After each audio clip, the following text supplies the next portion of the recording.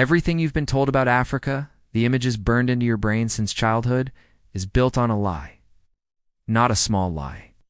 A massive, carefully constructed, deliberately repeated lie. And today, we're burning it down.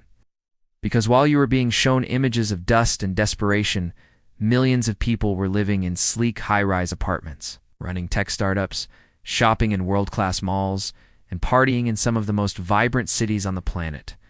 So the real question is, who decided you shouldn't know that? But stay with me. Because by the end of this video, you're going to see Africa the way it actually is. And honestly, it might make you angry that nobody told you sooner. Here's how the manipulation works. For decades, Western media has had a very specific formula when it comes to Africa. Show the most remote villages, show drought, show poverty, run the sad music. Call the donation helpline. And the result? Billions of people across the world walk around with a completely distorted picture of an entire continent. A continent of 54 countries, over 1.4 billion people. In some of the most breathtaking cities, universities, and landscapes on Earth, this isn't just ignorance. There are cultural biases at work here. Political agendas, business interests, and a long, ugly history of media choosing what you see, and more importantly, what you don't see. Today, we fix that. We're going to dismantle myth by myth, the 6 biggest lies you've been told about Africa. I'm replacing every single one with the truth. Let's get into it. Let me paint you a picture. It's a Friday evening. You're in a rooftop restaurant, city lights stretching as far as you can see. Skyscrapers reflecting in the glass of the building across from you. There's jazz playing. The food is incredible. And you're in Africa. Shocking. It shouldn't be. Africa is currently home to the fastest urban growth on the entire planet. Between 2020 and 2050, the continent's population is expected to double, and 2/3 of that growth, it's going straight into cities. We're talking an additional 950 million people becoming urban residents in the next 3 decades alone. Let's talk specifics. Nairobi, Kenya. This city is a masterpiece. It's one of the fastest growing metropolises on the continent, a seamless blend of cutting-edge modernity and deep cultural tradition. You want skyscrapers? Nairobi's got them. You want nightlife? The city runs all night, and shopping. Nairobi is home to Two Rivers Mall, the largest retail center in all of sub-Saharan Africa, with over 200 stores, featuring both international luxury brands and celebrated local designers. And there's Lagos, Nigeria. Nairobi is Africa's innovation hub. Lagos is its heartbeat. It's the financial capital and entertainment powerhouse of the entire continent. Yes, it's dense. Yes, the traffic is legendary. But Lagos pulses with energy, opportunity, and ambition. It sits surrounded by water, giving it access to stunning beaches, while also hosting the regional offices of companies like Google and Shell Petroleum. High net worth individuals, global deals being made. This is Lagos. And let's not forget Tunis, Tunisia, a city that lives in 2 eras at once. Ancient Medinas and historical architecture on one side, contemporary glass towers and modern commercial districts on the other. The recently completed attractant office building is a glass and steel marvel. That would stop traffic in any city in the world. Africa doesn't just have cities. Africa has world-class cities. And they're growing faster than almost anywhere else. You've seen the headlines? Dangerous city, crime capital, no-go zone. But here's what those headlines conveniently leave out. Cape Town, South Africa is currently ranked as Africa's greenest city, and it's actively pushing to become even more sustainable. With aggressive ecological transition programs, Cape Town is making moves that many cities in Europe and North America haven't even started yet. Cairo, Johannesburg, Nairobi, Kinshasa, and Lagos are all investing heavily in environmental practices and urban sustainability. These are not the cities the media shows you. Now, is crime a real issue in parts of Africa? Yes, absolutely, and we're not going to pretend otherwise. But here's the context the media never gives you. Crime is directly tied to economic inequality and labor surplus. And guess what? Those exact same conditions drive crime in cities across Latin America, the United States, and Europe. This is not an Africa problem. This is a poverty problem. It exists on every continent. The difference is when it happens elsewhere. It's called a complex socioeconomic issue. When it happens in Africa, it becomes the entire identity of a continent.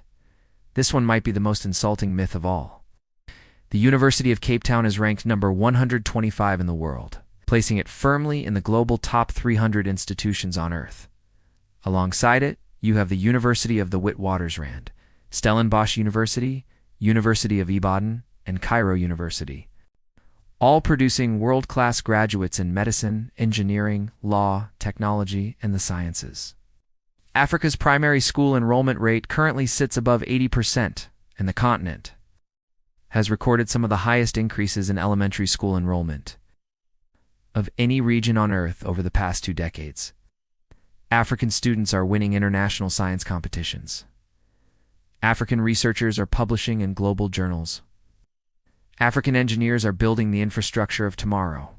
The narrative of an uneducated Africa isn't just outdated, it was never the full picture to begin with. You're reading this on a smartphone? So are 20 to 22 million people in South Africa alone. It's roughly 1 in 3 South Africans scrolling, streaming, building businesses, and connecting with the world from their phones. Samsung dominates the market, holding over 40% of purchased devices in the region. But it's not just South Africa. Nigeria has one of the largest mobile phone user bases on the continent. With mobile technology actively fueling its economy, fintech startups in Lagos are raising hundreds of millions in venture capital. Payment platforms built in Nigeria are being used across the globe. In Egypt, it's becoming a forerunner in the digital media space. Revenue in Egypt's digital media market is projected to hit $1.165 billion in 2023. With video games alone accounting for $692 million of that figure, Africa isn't catching up to the digital revolution. In many ways, Africa is leading it, particularly in mobile payments and financial technology, where the continent has leapfrogged traditional banking infrastructure entirely. Okay, let's talk geography, because this myth is just embarrassing. Africa is the most climatically diverse continent on Earth. Yes, the equator runs right through the center, which means those regions are tropical and warm. But the rest of the continent, it's an entirely different story. Cape Town, South Africa has a classic Mediterranean climate. Warm, dry summers, mild, rainy winters. The kind of weather that people in the UK and Canada would dream about. Nigeria alone has 3 distinct climate zones. A tropical monsoon climate in the south, tropical savanna climate in the central regions, and a semi-arid Sahelian climate in the north. You've got mountain ranges with snow, rainforests teeming with biodiversity, coastal cities with Mediterranean breezes, grasslands that stretch to every horizon. Calling Africa hot and dry is like calling Europe cold and rainy. A lazy generalization that ignores the breathtaking complexity of a massive, diverse landmass. This is the big one. And the truth here is going to reframe everything. Africa is not poor. Africa is one of the wealthiest places on Earth, in the ways that matter most. Let's run the numbers. 30% of the world's total mineral reserves are in Africa. 12% of global oil reserves.